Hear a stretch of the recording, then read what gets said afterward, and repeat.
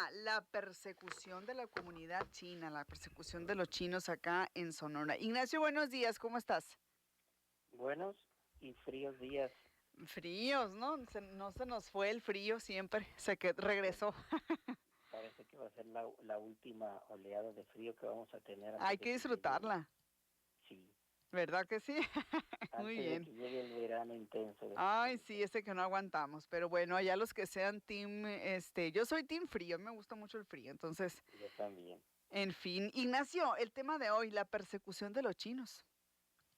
Sí, se ha dicho mucho de eso y hay muchos mitos, pero eso tiene su origen en 1899, cuando en la ciudad de Washington, Estados Unidos, China y México establecieron formalmente relaciones diplomáticas después de firmar el Tratado de Amistad, Comercio y Navegación, conocido como el Tratado Sino-Mexicano, cuyo objetivo era poblar y desarrollar económicamente las costas del norte de México, lo que permitió la entrada al país sin mayores restricciones de inmigrantes chinos, entre ellos. Ramón Corral Verdugo, el gobernador de Sonora, fue el que firmó ese convenio en, en Estados Unidos y empezaron a llegar chinos sin restricciones a Sonora. Estábamos en 1899. Ujú. China estaba viviendo una terrible etapa de pobreza y miseria. Entonces firmaba convenios para que los chinos se fueran a trabajar al extranjero donde fuera. No eran como ahora. Entonces empezaron a llegar y a desempeñar diversos trabajos que luego no fue el agrado de los grupos intelectuales nacionalistas, quienes comenzaron a construir un discurso de odio contra ellos, acusándolos de apropiarse del comercio mediano que impedía que los empresarios sonorenses reemplazaran los puestos de trabajo en las empresas sonorenses. En un informe del gobernador Corral dijo que en Sonora había 2.467 chinos distribuidos casi en todos los municipios del estado. Entonces, para 1915 los chinos ya se habían afianzado como una burguesía comercial en Sonora y su presencia era particularmente importante en nuestro estado. Se calcula que de 1902 a 1921 llegaron unos 40.000 inmigrantes chinos a Sonora. Los gérmenes xenofóbicos del movimiento antichino nacieron justo al inicio de la Revolución Mexicana. No, no solo por la sociedad mestiza, sino también por los propios, eh, eh, a cualquier tipo de extranjeros. Entonces, Sonora se convirtió en el centro de odio, eh, no obstante que sus 220.000 habitantes que tenía Sonora, solamente 4.253 eran chinos, y de las cuales 37 eran mujeres. Durante los primeros años de la convulsión revolucionaria, el profesor Plutarco Elías Calles se incorporó a un grupo llamado Club Democrático Sonorense, cuyo programa destacaba prohibir la migración china. En 1916, un profesor llamado José María Arana, comerciante y presidente municipal de Magdalena, pero era originario de Navojoa, dirigió la primera Liga Nacionalista Antichina en Sonora. Ese personaje, José María Arana, se hizo famoso por eso. Entonces empezaron a promulgar, a promover el repudio a los ciudadanos chinos que vivían en Sonora. Y en 1916, en Cananea, este señor Arana señalaba 9 consecuencias negativas de la presencia china en nuestro país.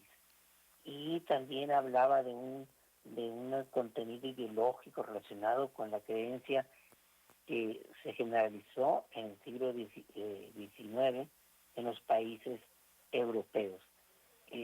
Estos argumentos de Arana cobraron fuerza cuando relacionó la existencia de trabajadores extranjeros y su llegada a México con el antiguo régimen, es decir, con el porfiriato. La Liga Nacionalista Antichina se valió del periódico llamado Propatria, en el que se promovían estas actitudes en contra de esta comunidad que lo único que hacían era trabajar. Entre 1916 y 17 el asunto se puso mucho más difícil cuando, hasta provocar la respuesta del principal comerciante chino en Sonora, Juan Longtime, quien argumentaba que lo único que ellos hacían era, que Arana buscaba era deshacerse de los chinos, y lo único que ellos hacían era trabajar, trabajar y trabajar para salir adelante en su vida. Entonces, para 1916, el ya gobernador del estado, Plutarco Elías Calles, prohibió la migración china del estado por considerarla nociva, inconveniente, inadaptable, y agregó 2 nuevos artículos segregacionales a la ley orgánica de gobierno, en el que decía que decretaba la creación de barrios chinos, una especie de guetos como los que creó Hitler en Alemania en aquellos tiempos. Entonces, el repudio hacia los chinos empezó a promoverse y a propagarse como de manera muy inconsciente de parte de los ciudadanos sonorenses. Entonces decían que había que vigilar la higiene, clausurar los fumaderos de opio y las casas de juego de los chinos, que eran costumbres y creo que todavía siguen siendo. Entonces se prohibió que Adolfo de la Huerta ratificó lo que decían las leyes Plutarco Calles. Entonces hubo un movimiento internacional diciendo que era una violación no se usaba la palabra derechos humanos, pero a las personas que eran simplemente diferentes. Entonces, para 1919 eran más de 6,000 chinos. Entonces, se prohibió a las mujeres sonorenses casarse con ciudadanos chinos, se les atacaron sus negocios, porque decían que proliferaban las enfermedades de aquella que había en ese tiempo y que horrorizaban a la gente sonorense. El presidente Álvaro Obregón, siendo presidente de la República sonorense, dijo que también apoyó el repudio hacia los chinos, una ley federal que prohibía la presencia de la convivencia con los chinos. En 1922 había 2 casinos que funcionaban en Hermosillo como centros de reunión de los 2 grupos que había en China, que se llamaban cuando China estaba también en una crisis política, en una revolución encabezada por Mao, y aquí eran los nacionalistas, unos de ellos, y los otros estaban fundados por Sun Yat-sen, que eran los enemigos allá en China, y aquí también se presentaron esos 2 grupos como si fueran 2 grupos, eran 2 grupos políticos. Entonces empezaron a tener pugnas aquí entre ellos y hasta se confrontaban, y hubo algunos muertos, se atacaban sobre todo con cuchillos, porque lo de ellos era mucho la cocina, aunque también la siembra de hortalizas, el lavado de ropa y ese tipo de actividades que eran muy buenos para hacerlos. Entonces estos chinos fueron segregados vilmente en Hermosillo. Uno de esos guetos se supone, se cree que estaba por la calle Pesqueira, esa que va del lado que sale ahí de la plaza Alonso Vidal hacia el poniente. Se prohibió la llegada de los chinos, ahora sí de manera definitiva, y expulsaron del país a los chinos, particularmente Sonora, y fueron sacados de aquí como si fueran, lo voy a decir, animales. En el tren los detenían, los subían al tren, atacaban sus negocios que tanto sabía, de esos que mencioné ya antes, y fueron sacados del país, y muchos de ellos expulsados hacia Baja California y a Estados Unidos, separando a las familias. Se prohibió que la gente tuviera contactos de ellos, acusados de promover actividades, enfermedades. Se prohibió las uniones de chinos. Había parejas de mexicanas que se habían casado con chinos, fueron segregadas, relegadas, exactamente igual que lo hizo Hitler con los judíos en su país, Alemania.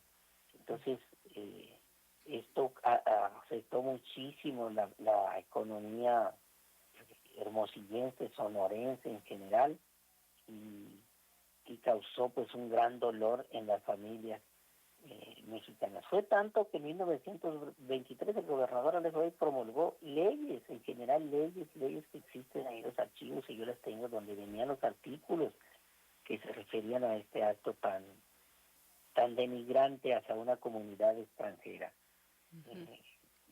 Finalmente, Sí. los chinos fueron sacados del país, de Sonora, particularmente, que era donde había más, de Sinaloa también, y se decía y se dice todavía de una manera muy ignorante que los chinos eran los que tenían el control de manera unilateral de la economía de Sonora, eran dueños de todo el dinero que tenía el Banco de Sonora, aquel banco sonorense, Uh-huh. y después de todo eso, que lo hicieron quebrar al banco al llevarse su dinero.